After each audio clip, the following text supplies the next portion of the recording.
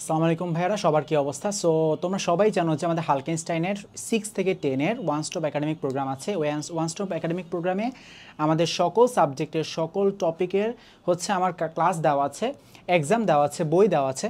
But আমাদের আরেকটা feature কিন্তু আছে, তোমরা অনেকে জানো না, সেটা হচ্ছে আমাদের প্রতিটা সাবজেক্টে কিন্তু আলাদা আলাদা কোর্স আছে।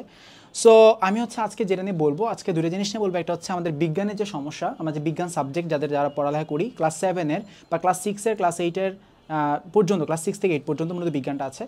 সো এই যে বিজ্ঞানের যে বিভিন্ন ধরনের সমস্যা, এগুলো কীভাবে দূর করব, যদিও আমি এখানে হচ্ছে ক্লাস 7-এর হচ্ছে সাইনবোর্ড লাগিয়ে রাখছি, বাট এটা হচ্ছে ক্লাস 6 থেকে 8 সবার জন্যই, তোমরা শুনতে পারো। সো বিজ্ঞানের সমস্যা আমরা কীভাবে দূর করব, সেটার জন্য প্রথম আমার যেটা মনে রাখতে হবে যে বিজ্ঞানের চ্যাপ্টারগুলো কী কী ধরনের হতে পারে। বিজ্ঞানের চ্যাপ্টার হচ্ছে দুই ধরনের হয় নর্মালি। একটা হচ্ছে ম্যাথমেটিক্যাল,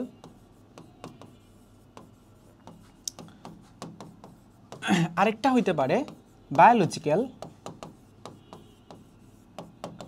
যেটার মধ্যে আমার চিত্র থাকতে পারে, আর কিছু কিছু আছে ফুল থিওরি। এই তিন ধরনের তোমার হচ্ছে চ্যাপ্টার আছে। সো ম্যাথমেটিক্যাল যে চ্যাপ্টারগুলো, সেই চ্যাপ্টারের থিওরি পার্ট ভালো করে করার পরে ম্যাথগুলো, থিওরি পার্ট কীভাবে পড়বা? থিওরি পার্ট পড়বা হচ্ছে বই থেকে পড়বা, বইয়ের যে হচ্ছে টপিক দাগায় দাগায় পড়বা, যে কোন জায়গা থেকে কোন কোশ্চেনটা হচ্ছে বানাতে পারে, ওইভাবে হচ্ছে টপিকগুলো, থিওরিগুলো পড়বা। অ্যান্ড অবশ্যই বই দাগিয়ে পড়বা। আমাদের কোর্সে অবশ্যই বই দাগানো দেওয়া আছে, সো ওইটা তুমি ফলো করতে পারো। অ্যান্ড সেকেন্ডলি যে ম্যাথমেটিক্যাল যে টার্মগুলো আছে, ম্যাথমেটিক্যাল যে পার্টটা আছে, ম্যাথ যেগুলো আছে, ম্যাথগুলো হচ্ছে তুমি হচ্ছে বইও ফলো করবা, অ্যান্ড বইয়ের পাশাপাশি তোমার হচ্ছে গাইডে যে ম্যাথমেটিক্যাল যে প্রবলেমগুলো দেওয়া আছে সেগুলো তোমার হচ্ছে সলভ করবা। এরপরে যেটা হচ্ছে বায়োলজিক্যাল চ্যাপ্টার। আচ্ছা, পোলাপাইন হচ্ছে 6 থেকে 8 স্টুডেন্টরা নর্মালি দেখা যায় যে হচ্ছে বায়োলজিক্যাল বা বায়োলজি রিলেটেড চ্যাপ্টারগুলোতে বেশি প্রবলেম ফেস করে, যে মুখস্থ হয় না এরকম। সো তাদের আমি বলবো যে বায়োলজি চ্যাপ্টারগুলো হচ্ছে লিখে পড়বা। কীভাবে পড়বা? লিখে পড়বা। খাতায় প্রতিটা জিনিস লিখবা। ধরো হচ্ছে নিউরন কি, সো নিউরন পড়তেছে, সো নিউরন কাকে বলে, দেন ওটা একটা চিত্র আঁকবা। চিত্র খাতার পাশে শুরুতেই, যে কোনো টপিক পড়ার আগেই, ধরো নিউরন পড়তেছো, নিউরনের একটা চিত্র এঁকে ফেলবা।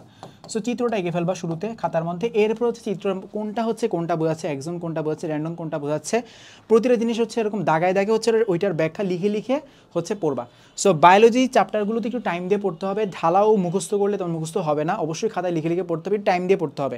সো ধরো অন্যান্য চ্যাপ্টারগুলো যদি ধরো তুমি হচ্ছে একটা পৃষ্ঠা পড়তে তোমার 15 মিনিট লাগে, সো এখানে একটা পৃষ্ঠা পড়তে তোমার 30 থেকে 40 মিনিট টাইম দিতে হবে, এটা বাধ্য তুমি দিতে।